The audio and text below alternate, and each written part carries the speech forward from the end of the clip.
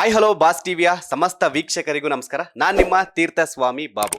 ಇದೇ ಜುಲೈ 17ನೇ ತಾರೀಕು ಬಿಡುಗಡೆಗೆ ಸಿದ್ಧವಾಗಿರುವ ಸರ್ವಾಂತರ್ಯಾಮಿ ಚಿತ್ರದ ಕಲಾ ತಂಡದ ಕಲಾವಿದರು ನಮ್ಮ ಜೊತೆ ಇದ್ದಾರೆ. ಅಮೂಲ್ಯ ಅವರು, ಮಾಹಿರಾ ಅವರು ಮತ್ತು ಚೇರ್ಸ್ವಿನ್ ಅವರು. ಒಂದು ಅದ್ಭುತವಾದಂಥ ಸಂದೇಶವನ್ನು ಹೊಂದಿರುವ ಈ ಚಿತ್ರದ ಬಗ್ಗೆ ಮಾತನಾಡೋದಕ್ಕೆ ಸದ್ಯ ಅವ್ರು ನಮ್ಮ ಜೊತೆ ಇದ್ದಾರೆ. ಅವರಿಗೆ ವೆಲ್ಕಮ್ ಮಾಡೋಣ. ಎಲ್ರಿಗೂ ನಮಸ್ತೆ. ಸೊ ಜುಲೈ 17ನೇ ತಾರೀಕು ಸರ್ವಾಂತರ್ಯಾಮಿಯಾಗಿ ಕರ್ನಾಟಕದಿಂದ ಬಿಡುಗಡೆ ಸಿದ್ಧವಾಗಿದೆ. ಏನು ಹೇಳಕ್ಕೆ ಇಷ್ಟಪಡ್ತೀರಾ ಅಂತ? ತುಂಬ ಖುಷಿ ಆಗುತ್ತೆ. ಇಡೀ ಟೀಮ್ ತುಂಬ ಹಾರ್ಡ್ ವರ್ಕ್ ಮಾಡಿ ತುಂಬ ಲವ್ ಡೆಡಿಕೇಶನಿಂದ ಮಾಡಿರೋ ಮೂವಿ. ಎಲ್ಲ ಮಿಡಲ್ ಕ್ಲಾಸ್ ಫ್ಯಾಮಿಲಿಗೆ ತುಂಬ ಚೆನ್ನಾಗಿ ಕನೆಕ್ಟ್ ಆಗುತ್ತೆ. ನೀವೆಲ್ಲರೂ ಖುಷಿ ಪಡ್ತೀರಾ. ತುಂಬ ಹ್ಯಾಪಿನೆಸ್ಸು ಇದೆ, ತುಂಬ ಸ್ಯಾಡ್ನೆಸ್ಸು ಇದೆ ಮೂವಿಲಿ. ಸೊ ಥಿಯೇಟ್ರಿಗೆ ಹೋಗಿ ನೋಡಿ. ಜುಲೈ 17th ನಿಮ್ಮ ಮುಂದೆ ಸರ್ವಂತರ್ಯಾಮಿಯಾಗಿ ಬರ್ತಾ ಇದೆ.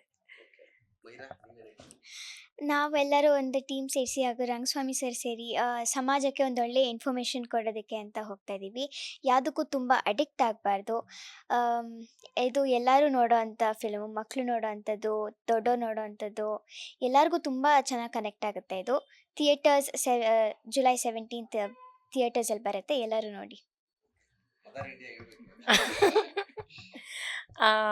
ಆ್ಯಕ್ಚುಲಿ ಸರ್ವಾಂತರ್ಯಾಮಿ ಹೆಸರು ಹೇಳ್ದಂಗೆ ಎಲ್ಲೆಲ್ಲೂ ನೀನೇ ಸ್ವಾಮಿ ಅಂತ ಕೆಳಗಡೆ ಇದು ಬೇರೆ ಕ್ಯಾಪ್ಷನ್ ಬೇರೆ ಕೊಟ್ಟಿದ್ದಾರೆ. ಸೊ ಅಂದರೆ ಮೊಬೈಲಿಂದ ಆಗುವಂತಹ ಒಂದು ದುಷ್ಪರಿಣಾಮಗಳಿರ್ಬಹುದು ಅಥವಾ ಅದರಿಂದ ಆಗುವಂಥ ಒಂದು ಒಳ್ಳೆ ಕಥೆನ ತಗೊಂಡು ರಂಗಸ್ವಾಮಿಯವರು ಅದನ್ನು ಒಂದೊಳ್ಳೆ ಕತೆ ಹೆಣೆದಿದ್ದಾರೆ. ಸೊ ಸಿನಿಮಾ ಅದ್ಭುತವಾಗಿ ಬಂದಿದೆ. ಜೊತೆಲಿ ಶೂಟಿಂಗ್ ಸೆಟ್ಟು ಅಷ್ಟೇ ತುಂಬ ಚೆನ್ನಾಗಿತ್ತು. ನಮಗೆ ಸಿನಿಮಾ ಅಂದರೆ ಸಿನಿಮಾ ಮಾಡ್ತಾ ಇದ್ದೀವಿ, ಕೆಲಸ ಮಾಡ್ತಾ ಇದ್ದೀವಿ ಅನ್ನೋ ಫೀಲೇ ಮಾಡಿಸಿಲ್ಲ, ಅಷ್ಟು ಚೆನ್ನಾಗಿತ್ತು. ಸೊ ಒಂದು ಅದ್ಭುತವಾದ ಸಿನಿಮಾ ನಿಮ್ಮೆಲ್ಲರ ಮುಂದೆ ಬರ್ತಾ ಇದೆ. ದಯವಿಟ್ಟು ಎಲ್ಲರೂ ಥಿಯೇಟ್ರಿಗೆ ಬಂದು ನೋಡಿ ಅಂತ ಹೇಳಕ್ಕೆ ಇಷ್ಟಪಡ್ತೀನಿ. ಸೊ ಇನ್ನು ಸರ್ವಾಂತರ್ಯಾಮಿ ಚಿತ್ರದ ಟ್ರೇಲರ್ ಟೀಸರ್ ಕೂಡ ನೋಡಿದ್ವಿ, ಅದ್ಭುತವಾಗಿತ್ತು. ಇವಾಗಿನ ಯೂತ್ಸ್, ಅದರಲ್ಲಿ ಹೆಣ್ಮಕ್ಳು ನೋಡ್ಬೇಕಂತ ಒಂದು ಸ್ಟೋರಿ, ಯಾವ ಥರ ತಪ್ಪು ದಾರಿಗೆ ಹೋಗ್ತಾರೆ, ಅಂದರೆ ಟೀನೇಜ್ ಏಜಲ್ಲಿ ಏನಾಗುತ್ತೆ, ಯಾವ ತಪ್ಪು ಮಾಡಬಾರ್ದು ಅಂತ ನಿರ್ದೇಶಕರು ಅದ್ಭುತವಾಗಿ ತೋರಿಸಿದ್ದಾರೆ. ಸೊ ಇಬ್ಬರು ಮಕ್ಕಳು ಇಲ್ಲೇ ಇದ್ದಾರೆ. ಸೊ ಇವರಿಬ್ಬರು ಏನೇನು ಮಾಡ್ತಾರೆ ತಪ್ಪು, ಏನೇನು ಆಗುತ್ತೆ ಅಂತ ಒಂದು ಸ್ವಲ್ಪ ಇಂಟ್ ಕೊಡ್ಬೋದಾ ಅಂತ? ಆ್ಯಕ್ಚುಲಿ ಅದು ನೀವು ಥಿಯೇಟ್ರಿಗೆ ಬಂದು ನೋಡಿದ್ರೇ ಚಂದ ಅಂತ ಅನಿಸುತ್ತೆ. ಬಟ್ ಈ ಮಕ್ಕಳು ಅಂತಲ್ಲ, ಪ್ರತಿ ಮಕ್ಕಳಿಗೂ ಹೇಳಬೇಕಾಗಿರೋದು ಅಷ್ಟೇ. ಈ ಮೊಬೈಲ್ಗಳಿಂದ ಏನೇನೆಲ್ಲ ಆಗ್ತಿದೆ ಅಂತ ಇವಾಗ ಎಲ್ಲರಿಗೂ ಗೊತ್ತು. ನಾನು ಇತ್ತೀಚೆಗೊಂದು ನ್ಯೂಸು ಕೇಳ್ತಾ ಇದ್ದೆ.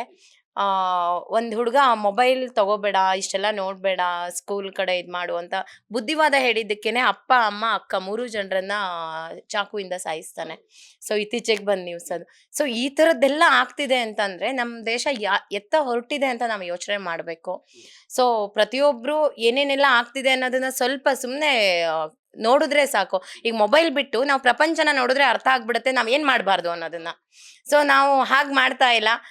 ರೀಲ್ಸು ಅದು ಇದು ನೋಡಿಕೊಂಡು ಹೊರಗಡೆ ಏನಾಗ್ತಿದೆ ಅಂತಲೇ ನಮ್ಗೆ ಅರ್ಥ ಆಗ್ತಿಲ್ಲ.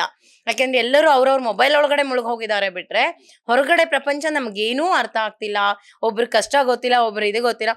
ಸೊ ಅದನ್ನ ಇದೊಂಚೂರು ಕಮ್ಮಿ ಮಾಡಿ, ನಾವು ಮೊದಲು ಹೇಗಿತ್ತಲ್ಲ, ಈಗ 90s 80s ಕಿಡ್ಸ್ ನಾವೆಲ್ಲ, ನಮಗೆ ಅದು ತುಂಬ ಚೆನ್ನಾಗಿ ಎಲ್ಲ ಥರದ ಎಂಜಾಯ್ಮೆಂಟು ಮಾಡ್ಕೊಂಡು ಬಂದ್ವಿ. ಸೊ ಈಗಿನ ಮಕ್ಳಿಗೆ ಆ ಎಂಜಾಯ್ಮೆಂಟೇ ಇಲ್ಲ. ಸೊ ನಾನು ಹೇಳೋದಷ್ಟೇ, ಅದನ್ನ ತಿರ್ಗಾ ಆ ಕಲ್ಚರ್ ಅನ್ನೋದಿತ್ತಲ್ಲ, ಇವಾಗ ನಾವು ಆಡೋ ಆಟಗಳು ಯಾವುದು ಈಗಿನ ಮಕ್ಳಿಗೆ ಗೊತ್ತಿಲ್ಲ. ಒಂದು ಲಗೋರಿ ಇರ್ಬೋದು, ಚಿನ್ನಿ ದಾಂಡು ಇರ್ಬೋದು, ಅಥವಾ ನಾವು ಆಡೋ ಯಾವ ಆಟಗಳು, ಇವನ್ ಮರಕೋತಿ ಆಟ, ಅವಾಗೆಲ್ಲ ಮೊಬೈಲ್ ಇರಲಿಲ್ಲ, ನಮಗಿದೆ ಆಟಗಳು. ಬಟ್ ಈಗಿನ ಮಕ್ಳು ಮೊಬೈಲ್ ಬಿಟ್ಟರೆ ಬೇರೆ ಏನು ಆಟಗಳೇ ಗೊತ್ತಿಲ್ಲ ಅವ್ರಿಗೆ. ಇವಾಗ ವಿಡಿಯೋ ಗೇಮ್ ಬಿಟ್ಟರೆ ಬೇರೆ ಯಾವುದೂ ಗೊತ್ತಿಲ್ಲ. ಸೊ ಅದನ್ನೆಲ್ಲ ಬಿಟ್ಟು ಮತ್ತೆ ಹಳೆ ಇದಕ್ಕೆ ಬಂದರೆ ತುಂಬ ಚೆನ್ನಾಗಿರುತ್ತೆ ಅಂತ ಅನಿಸುತ್ತೆ. ಸೊ ಮಕ್ಳಿಗೆ ಹೇಳಬೇಕಾಗಿರೋದು ಅಷ್ಟೇ. ನನ್ನ ಮಕ್ಳು ಅಷ್ಟೊಂದೆಲ್ಲ ಇದಿಲ್ಲ, ಇವಳಂತೂ ಮೊಬೈಲೇ ಮುಟ್ಟಲ್ಲ.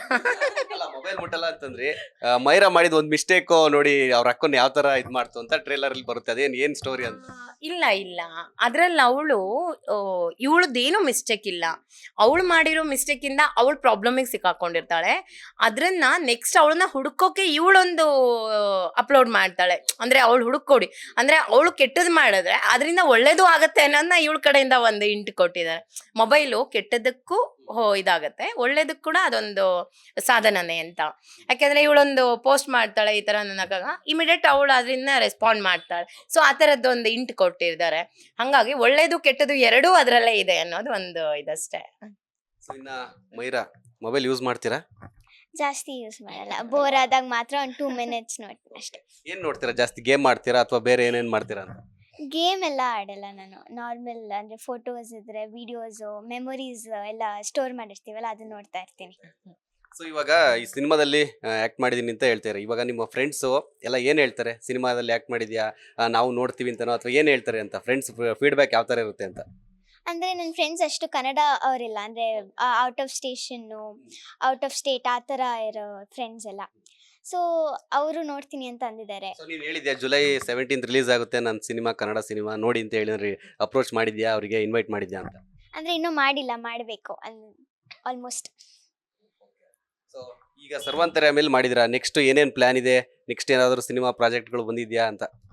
ಇನ್ನು ಇವಾಗ ಬೇಲ್ ಮಾಡ್ತಾ ಇದ್ದೀನಿ ಶಿವರಾಜ್ ಕುಮಾರ್ ಸರ್ ಜೊತೆ, ಅದು ರಿಲೀಸ್ ಆಗಬೇಕು. ಇನ್ನು ಹಲವಾರು ಫಿಲಮ್ಸ್ ಎಲ್ಲ ರಿಲೀಸ್ ಆಗಬೇಕು. ಪ್ಯಾರ್ ಅನ್ನೋದೊಂದು ರಿಲೀಸ್ ಆಗಬೇಕು. ಆಮೇಲೆ ಸ್ಪಾರ್ಕ್ ಪ್ರೇಮ್ ಸರ್ ಜೊತೆ ಅದು ಕೂಡ ರಿಲೀಸ್ ಆಗಬೇಕು. ರವಿ ಸರ್ ಜೊತೆ ಇನ್ನೊಂದು ಮೂವಿ ಇದೆ, ಅದು ಕೂಡ ರಿಲೀಸ್ ಆಗಬೇಕು. ಇನ್ನು ಜಾಸ್ತಿ ಫಿಲಮ್ಸ್ ಇದೆ. ಏನು ಅಂದ್ರೆ ಇವಾಗ ಸ್ಟಾರ್ ಆಕ್ಟರ್ ಏನಿದ್ರೆ ಎಲ್ಲರ ಜೊತೆ ಕೂಡ ಆಕ್ಟ್ ಮಾಡ್ತಿದ್ದೆ. ಫುಲ್ ಬಿಸಿ ಹಂಗಾದ್ರೆ, ಫುಲ್ಲು ಬಿಸಿ ಇರೋ ಪುಟಾಣಿ ಆಕ್ಟರ್ ನೀವು ಹಂಗಾದ್ರೆ. ಹಾಂ, ಅಂದ್ರೆ ಇವಾಗ ಒಂದು ಡ್ರೀಮ್ ಇರುತ್ತೆ, ಆಲ್ಮೋಸ್ಟ್ ಎಲ್ಲರ ಜೊತೆನೇ ಆಕ್ಟ್ ಮಾಡ್ತೀರಾ. ಇವ್ರ ಜೊತೆ ಈ ಹೀರೋ ಜೊತೆ ನನ್ಗೆ ಮಾಡ್ಬೇಕಂತ ಏನಾದ್ರು ಡ್ರೀಮ್ ಇದೆ? ಯಾವ ಹೀರೋ ಜೊತೆ ಮಾಡ್ಬೇಕಂತ? ಪುನೀತ್ ರಾಜ್ಕುಮಾರ್ ಸರ್ ಜೊತೆ ಮಾಡಬೇಕು ಅಂತ ಇತ್ತು, ಬಟ್ ಅದು ಆಗಲಿಲ್ಲ.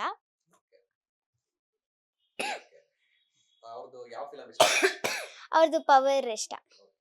ಸೊ ಇವಾಗ ಸರ್ವಾಂತರ್ಯಾಮಿದಲ್ಲಿ ನೀನು ಕೂಡ ಆಕ್ಟ್ ಮಾಡಿದ್ಯಾ. ಸೊ ಇವಾಗ ಸರ್ವಾಂತರ್ಯಾಮಿದಲ್ಲಿ ಏನು ಯಾವ ಥರ ಸ್ಟೋರಿ ನಿನಗೆ ಇದಾಯ್ತು? ಅಂದ್ರೆ ಏನು ಮಾಡಬಾರ್ದು, ಏನು ಮಾಡಬೇಕು ಅಂತ ಏನು ಅರ್ಥ ಆಯ್ತು ಅಂತ?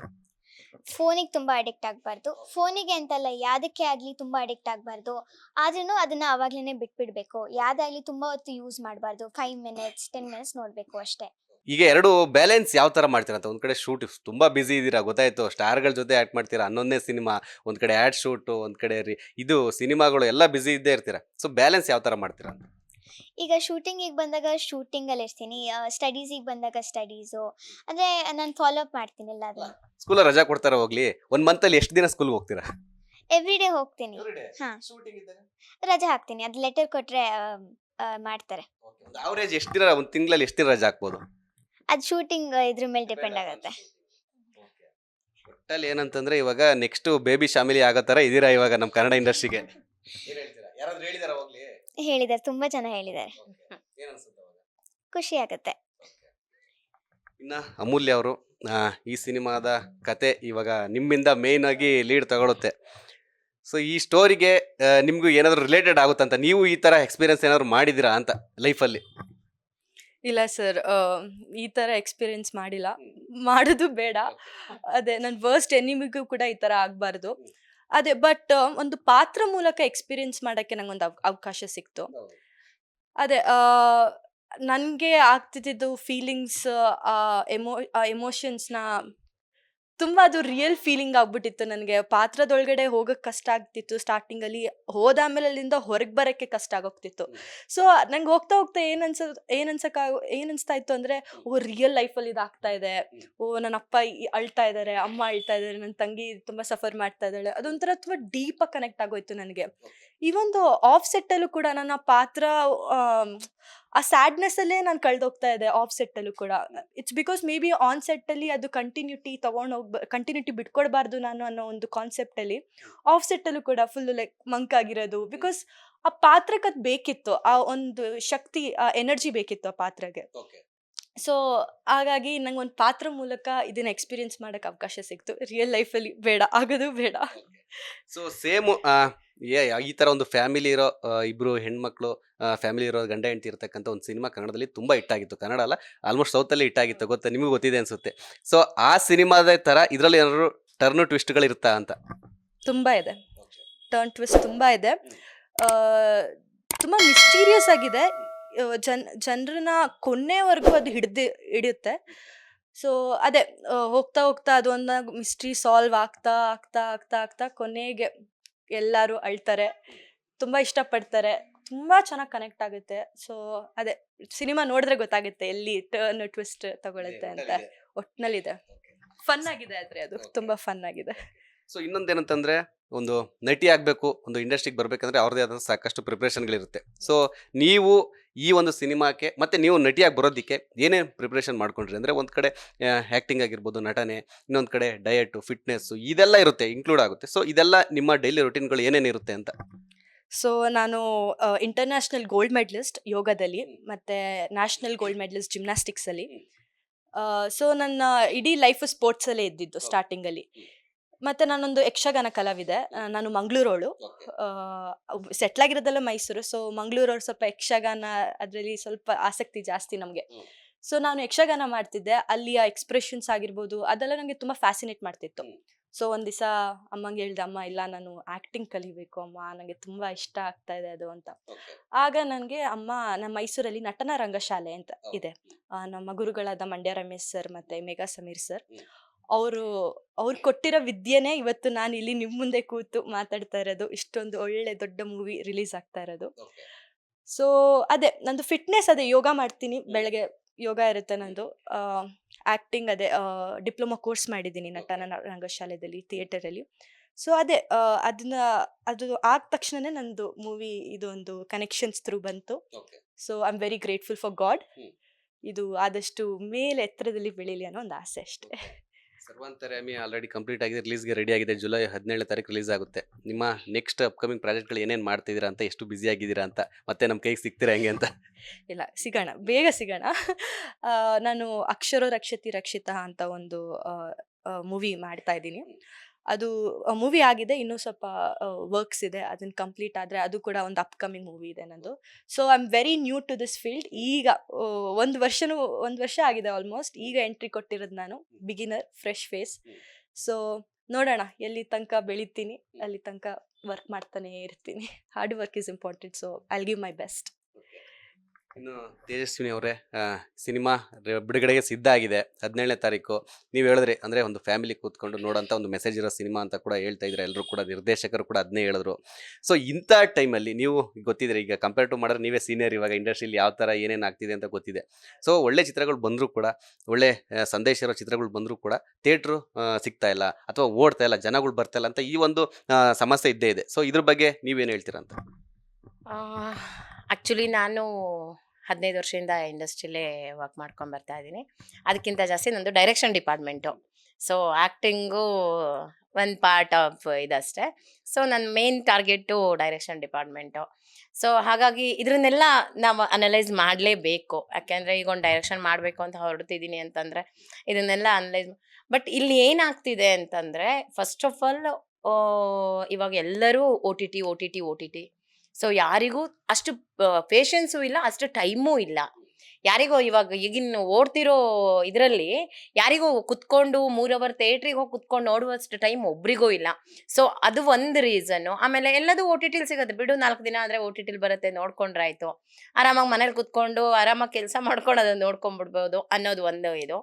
ಅದಾದಮೇಲೆ ತುಂಬ ದುರಂತಕಾರಿ ಇದು ನಮ್ಮ ಇಂಡಸ್ಟ್ರಿಲಿ ಅಂದರೆ ಪೈರಸಿ. ಸೊ ಯಾವುದೇ ಒಳ್ಳೆ ಸಿನಿಮಾ ಬಂದರೂ ಒಂದು ದಿನದಲ್ಲಿ ನಾವೆಲ್ಲ ನೋಡೋಕ್ಕಿಂತ ಮುಂಚೆ ಇನ್ಯಾರೋ ತಂದೆ ಈ ಮೊಬೈಲಲ್ಲಿ ಬಂದಿದೆ ನೋಡು ಅಂತ ತೋರಿಸಿರ್ತಾರೆ. ಸೊ ನನಗೆ ಆ ಪೈರಸಿಯಿಂದ ಆಲ್ಮೋಸ್ಟ್ ಇಂಡಸ್ಟ್ರಿ ಸಿನಿಮಾಗಳು ಬಿದ್ದೋಗ್ತಾ ಇದೆ. ಅದು ಮೇನ್ ಇದು. ಅದಾದಮೇಲೆ ಹೆಂಗಿದ್ರು ಓ ಟಿ ಟಿಲಿ ಬರುತ್ತಲ್ಲ. ಸೊ ಜನರ ಮೆಂಟಾಲಿಟಿ ಎಲ್ಲ ಫೋನಿಗೆ ಅಡಿಕ್ಟ್ ಆಗಿಬಿಟ್ಟಿದೆ. ಫೋನು ಟಿ ವಿಲಿ ಬಂದೇ ಬರುತ್ತೆ. ಇವಾಗ ನಮ್ಮ ಮನೇಲೇನೆ ಈಗ ನೆಕ್ಸ್ಟ್ ಈ ಮಂತ್ ರಿಲೀಸು ಅಂತಂದರೆ ಸರಿ ಬಿಡು ಟಿ ವಿಲಿ ಬರುತ್ತಲ್ಲ ನೋಡ್ಕೋತೀವಿ ಅಂದರೆ ಟಿ ವಿಲಿ ಬರೋದಂಗನೂ ಅಂದರೆ ಥಿಯೇಟ್ರಿಗೆ ಹೋಗಿ ನೋಡುವಷ್ಟು ಪುರುಷೋತ್ತು ಯಾರಿಗೂ ಇಲ್ಲ ಇವಾಗ. ಅಷ್ಟೊಂದು ಟೈಮ್ ಯಾರ ಹತ್ರನೂ ಇಲ್ಲ. ಟೈಮ್ ಅಭಾವದಿಂದ ಎಲ್ಲರೂ ಥಿಯೇಟ್ರಿಗೆ ಬರೋದಕ್ಕೆ ತುಂಬ ಕಷ್ಟ ಆಗ್ತಿದೆ ಅಂತ ಅನ್ನಿಸ್ತಾ ಇದೆ.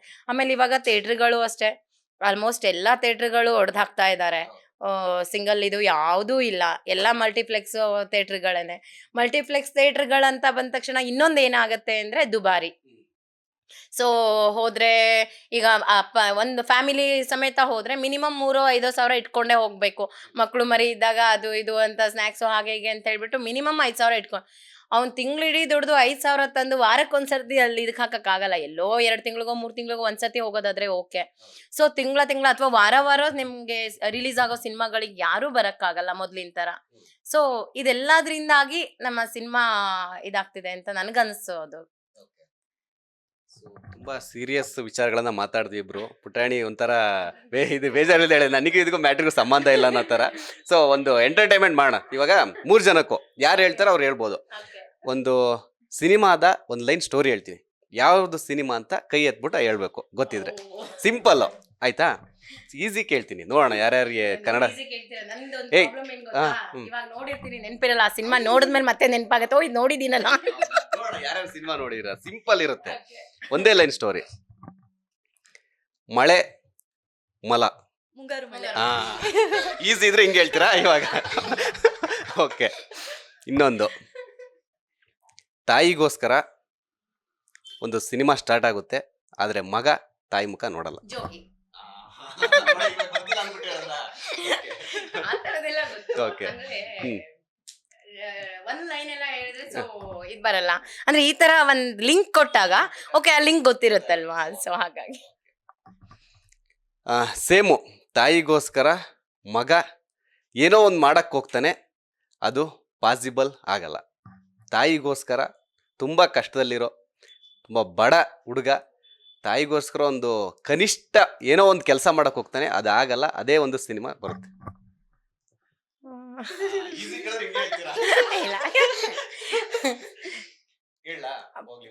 ಒಂದೇ ಒಂದು ಪದ ಹೇಳ್ತೀನಿ ಹೇಳಿ. ಅಲ್ಲ, ಅಮ್ಮಂಗೋಸ್ಕರ ಸಮಾಧಿ ಕಟ್ಸಕ್ಕೆ ಟ್ರೈ ಮಾಡ್ತಾರೆ, ಅದು ಅದೇ ಸಿನಿಮಾದ ಕತೆ. ಸಮಾಧಿ ಅಂದ್ರೆ ಇದು ತಲೆಗೆ ಬರ್ತಾ ಇಲ್ಲ. easy ಇದೆ. ದೊಡ್ಡ ಸ್ಟಾರ್ ಹೀರೋದೆ, ಅದು ಅವರಿಗೆ ಟರ್ನ್ ಕೊಟ್ಟಿರೋ ಸಿನಿಮಾ. ನಿಮಗೆ ಗೊತ್ತಿರುತ್ತೆ, 100% ಗೊತ್ತಿರುತ್ತೆ. ಮುಂಗಾರು ಮಳೆ ಟೈಮಲ್ಲೇ ಬಂತು, ಹಿಟ್ ಆಯ್ತು ತುಂಬಾ.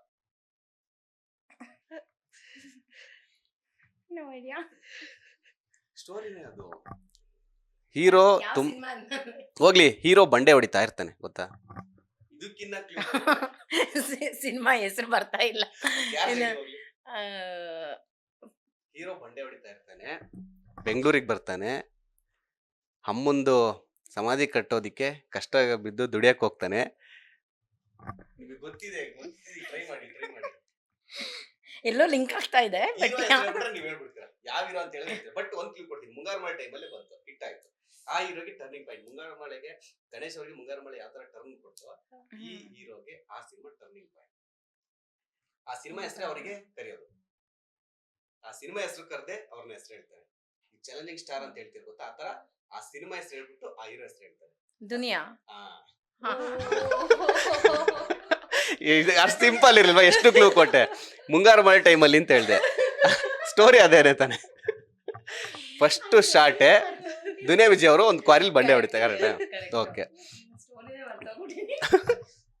ಓಕೆ. ಇವಾಗ ಜುಲೈ 17ನೇ ತಾರೀಕು ಬಿಡುಗಡೆಗೆ ರೆಡಿ ಆಗಿದೆ ಸರ್ವಾಂತರ್ಯಾಮಿ. ಸರ್ವಾಂತರ್ಯಾಮಿಯಾಗಿ ಬರಲಿ. ಮತ್ತೆ ಕನ್ನಡ ಪ್ರೇಕ್ಷಕರಿಗೆ ಎಲ್ಲರೂ ಏನು ಹೇಳಕ್ಕೆ ಇಷ್ಟಪಡ್ತೀರಾ? ಆ್ಯಕ್ಚುಲಿ ಒಂದು ಒಳ್ಳೆ ಕಾನ್ಸೆಪ್ಟು ಇಂದ ಸಿನಿಮಾ ಬರೋದೇ ಇತ್ತೀಚೆಗೆ ತುಂಬ ಕಷ್ಟ. ಸೊ ಅಂಥದ್ರಲ್ಲಿ ಒಂದು ಒಳ್ಳೆ ಕಾನ್ಸೆಪ್ಟ್ ಇಟ್ಕೊಂಡು ನಮ್ಮ ರಂಗಸ್ವಾಮಿ ಸರು ಸಿನಿಮಾ ಮಾಡಿದ್ದಾರೆ. ಎಲ್ಲರೂ ಥಿಯೇಟ್ರಿಗೆ ಬಂದು ಸಿನಿಮಾ ನೋಡಿ ನಮ್ಮನ್ನೆಲ್ಲ ಹಾರೈಸಿ ಅಂತ ಕೇಳ್ಕೊತೀನಿ. ನಮ್ಮ ರಂಗಸ್ವಾಮಿ ಸರ್, ನಾವು ಟೀಮ್ ಎಲ್ಲರೂ ಸೇರಿ ಟೀಮ್ ವರ್ಕ್ ಮಾಡಿ ಒಂದೊಳ್ಳೆ ಇನ್ಫಾರ್ಮೇಷನ್ನು ಮಕ್ಕಳಿಗೆ ಆಗಲಿ ದೊಡ್ಡವ್ರಿಗೆ ಆಗಲಿ ಇದು ಒಂದು ಒಳ್ಳೆ ಇನ್ಫಾರ್ಮೇಷನ್ ಅಂತ ಅಂದ್ಕೊಂಡು ತೋರಿಸ್ತಾ ಇದ್ದೀವಿ. ಎಲ್ಲರೂ ಥಿಯೇಟ್ರಿಗೇ ಬಂದು ಜುಲೈ 17 ಮೂವಿ ನೋಡಿ ಅಂತ ಹೇಳ್ತೀನಿ. ಅದೇ ಫ್ಯಾಮಿಲಿ ಓರಿಯೆಂಟೆಡ್ ಮೂವಿ. ಈ ಸೊಸೈಟಿಲಿ ಎಷ್ಟು ಹೆಣ್ಮಕ್ಳಾಗಿರ್ಬೋದು ಅಥವಾ ಚಿಕ್ಕ ಚಿಕ್ಕ ಮಕ್ಕಳಾಗಿರ್ಬೋದು, ಅವ್ರು ಎಷ್ಟು ಸಫರ್ ಮಾಡ್ತಾ ಇದ್ದಾರೆ ಅಂದರೆ ಎಲ್ಲ ಸಫರಿಂಗ್ಸ್ ಆಚೆ ಬರಲ್ಲ, ಒಂದೊಂದು ಅಲ್ಲಲ್ಲೇ ಮುಚ್ಚೋಗ್ತಾ ಇದೆ.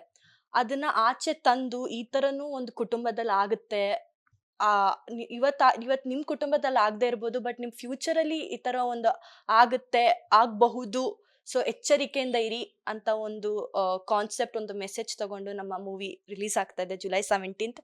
ದಯವಿಟ್ಟು ಪ್ರೀತಿ ತೋರಿಸಿ ಮತ್ತೆ ಥಿಯೇಟ್ರಿಗೆ ಹೋಗಿ ನೋಡಿ. Thank you. ಇಷ್ಟೊತ್ತು ನಮ್ಮ ಬಾಸ್ ಟಿವಿ ಜೊತೆ 3 ಜನರು ಕೂಡ ಸಾಕಷ್ಟು ವಿಚಾರಗಳನ್ನು ಹಂಚ್ಕೊಂಡ್ರಿ. ಸರ್ವಾಂತರ್ಯಾಮಿ ಚಿತ್ರಕ್ಕೂ ನಿಮ್ಮ 3 ಜನಕ್ಕೂ ಅಷ್ಟೇ ಆಲ್ ದ ಬೆಸ್ಟ್. ಇದೇ ಥರ ಅವಕಾಶಗಳು ಸಿಗಲಿ. ಸರ್ವಾಂತರ್ಯಾಮಿನೂ ಕೂಡ ಜುಲೈ 17ನೇ ತಾರೀಕು ಬಿಡುಗಡೆಯಾಗಿ ಯಶಸ್ವಿಯಾಗಲಿ. ಇನ್ನೂ ಸಾಕಷ್ಟು ಅವಕಾಶಗಳು ನಿಮಗೂ ಸಿಗಲಿ ಅಂತ ಬಾಸ್ ಟಿವಿ ಕಡೆಯಿಂದ ವಿಶ್ ಮಾಡ್ತೀನಿ. Thank you. ಸೊ ನೋಡಿದ್ರಲ್ಲ, ಇದಿಷ್ಟು ಸರ್ವಾಂತರ್ಯಾಮಿ ಚಿತ್ರದ ಕಲಾವಿದರ ಮಾತು. ಕ್ಯಾಮ್ರಾ ಪರ್ಸನ್ ಲಿಖಿತ್ ಜೊತೆ Theertha Swami Babu, boss TV Bengaluru. Latest ಹಾಗೂ ಇಂಟ್ರೆಸ್ಟಿಂಗ್ ಸುದ್ದಿಗಳಿಗಾಗಿ ಬಾಸ್ ಟಿವಿ ಕನ್ನಡ ಚಾನೆಲ್ನ ಸಬ್ಸ್ಕ್ರೈಬ್ ಮಾಡಿ. ಹಾಗೆಯೇ ಬೆಲ್ ಐಕಾನ್ ಪ್ರೆಸ್ ಮಾಡಿ. ಇದರ ಜೊತೆಗೆ ಫೇಸ್ಬುಕ್, ಇನ್ಸ್ಟಾಗ್ರಾಮ್, ಎಕ್ಸ್ನಲ್ಲೂ ಮಿಸ್ ಮಾಡದೆ ಫಾಲೋ ಮಾಡಿ.